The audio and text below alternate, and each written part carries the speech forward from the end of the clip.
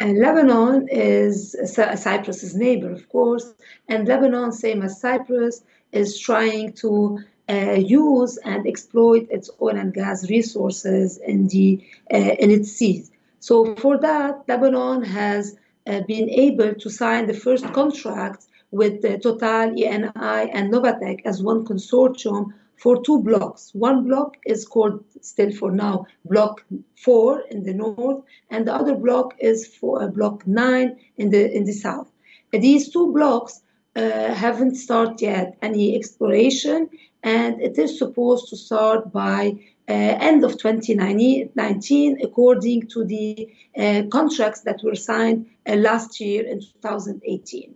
It's supposedly and hopefully the first drilling will start in Block 4 in the north of Lebanon by end of 2019, and it will be followed by exploration or drillings in Block 9 in 2019 or maybe 2020. It's not very clear at this stage if Block 9 in the south will start end of this year or the drilling will start in 2020.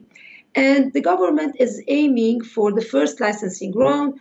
It was a successful round because they attracted companies such as Total, ENI, and Novatek. They are hoping that there will be recoverable resources, there will be commercially viable quantities, and at least we would know what is the sea hiding for Lebanon.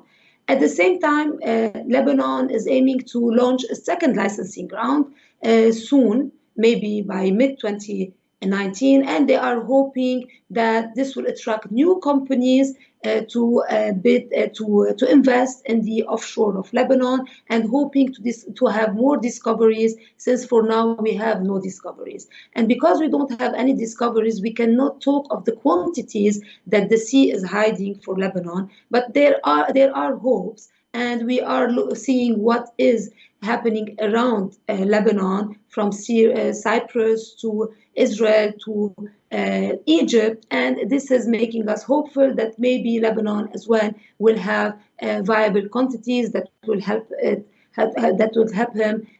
or help the country to develop the sector and use the revenues from the resources for the benefit of the people and for the economy of the country.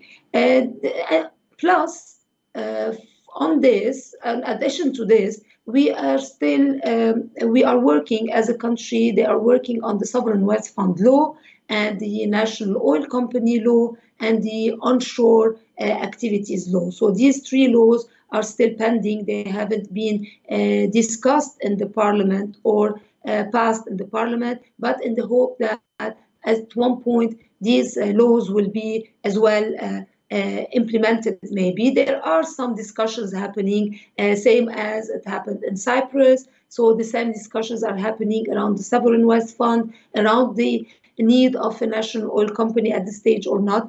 But these are all discussions happening in the parliament, happening at the government level, and at the same time happening within the civil society sphere, where these discussions are happening about the usefulness of having a sovereign wealth fund or an NOC at this stage before any discoveries. So this is what is happening internally. At the same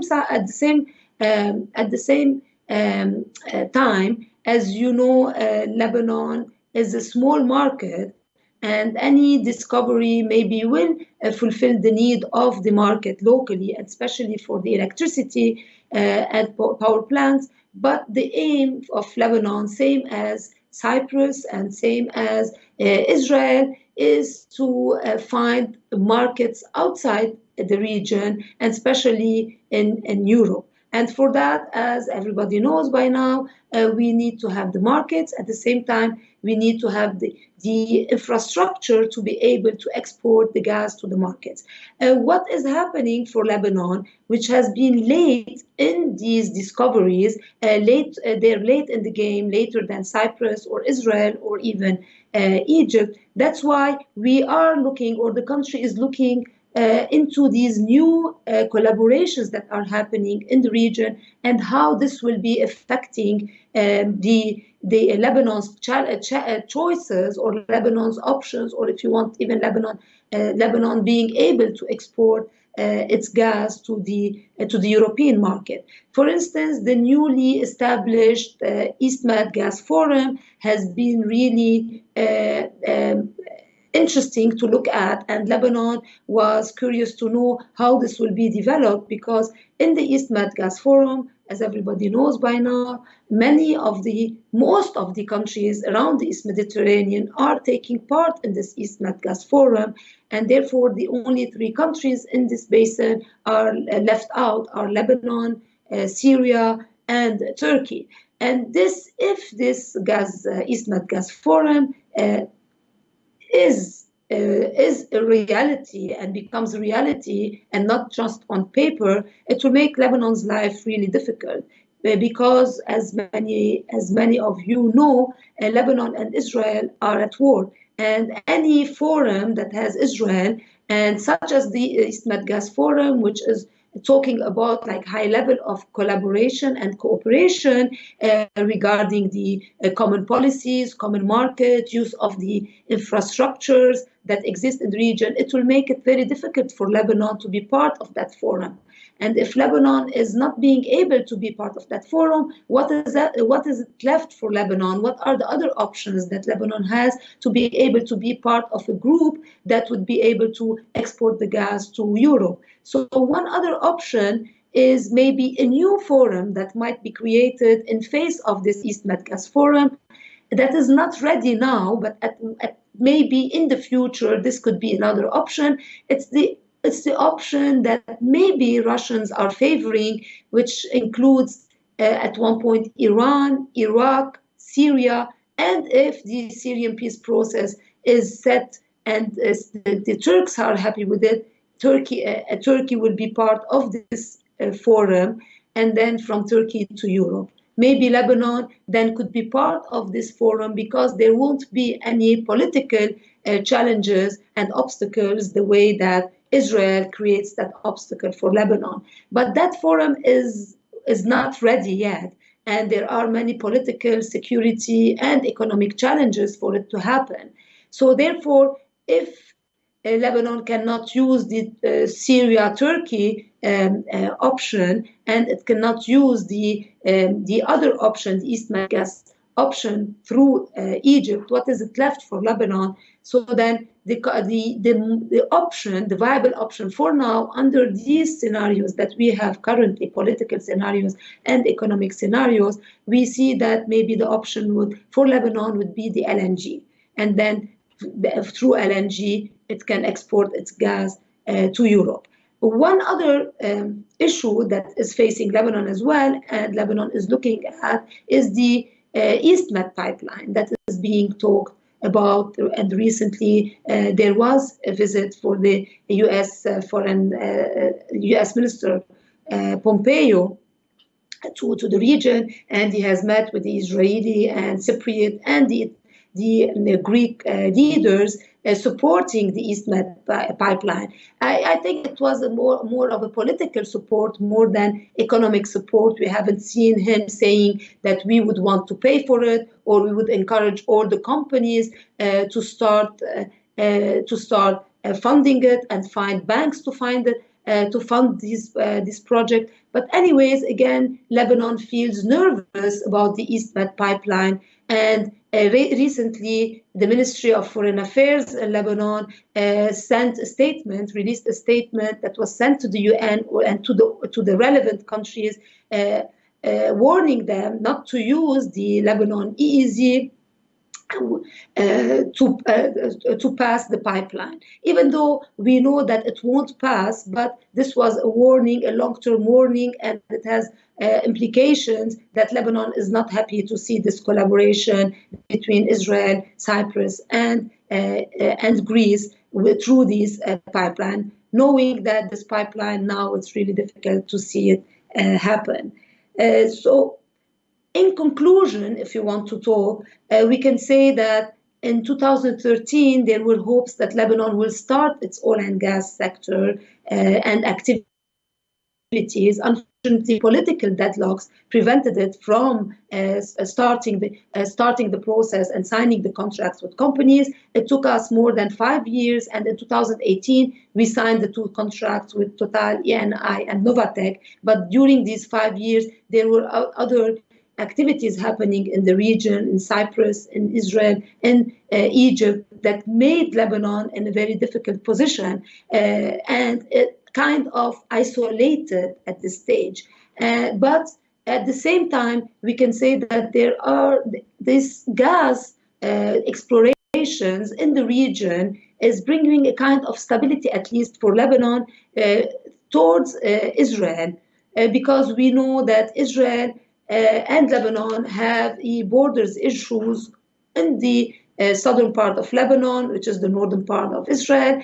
There is the maritime disputed borders, 860 square kilometers, and for now there is no solution. Lately, with Pompeo's visit, he has launched maybe a new initiative, which is like through the UN to find a solution. And he said that the US supports the UN initiative to solve the problem with the Israelis and on the border, so that both countries can develop their resources in that area. But at the same time, we see that there is a kind of stability that is going on between the two countries, because they don't want to go to war, because they want to use their resources peacefully. And we see that even Israel is not going easily to war with Lebanon as before, because they know that its platforms, its Tamar platform, and later on the Energean platforms in Karish might be targeted. So that's why, kind of ironically, the gas is bringing stability for Lebanon and Israel, which might not be maybe the situation in the region with other conflicts that are like real in the region. But at least for Lebanon, we see that this gas issue is bringing kind of a stability. But the other conclusions that we can make as well is like there is a new comer to the region, which is Russia, and Russia is being involved in the upstream of Lebanon through its through contracts that have been signed between Total, as we said, Total, ENI, and Novatek, and through a new contract for the storage operations in Lebanon, in the northern part of Lebanon, through Rosneft. So now we see Rosneft and Novatek being major players in the energy sector in Lebanon. And this is new, this hasn't been the case.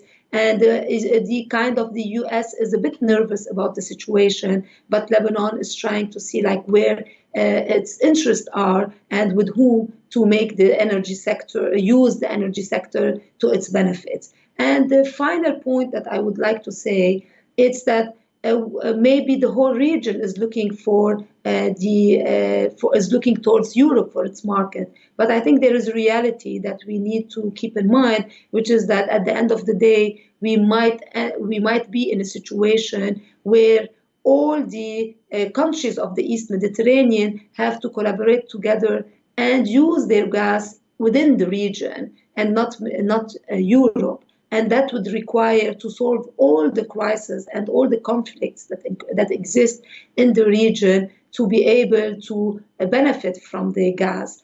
And if Europe wants to tap into the East Mediterranean gas, it needs to know that it needs to be involved in its politics as well and try to be a partner to solve the conflicts that exist in the region. But I think the key word is peace in the region would help all the countries of the region to benefit from its oil and gas, or else there are going to be many challenges that might prevent all countries of the region to use their gas to the benefit of their people.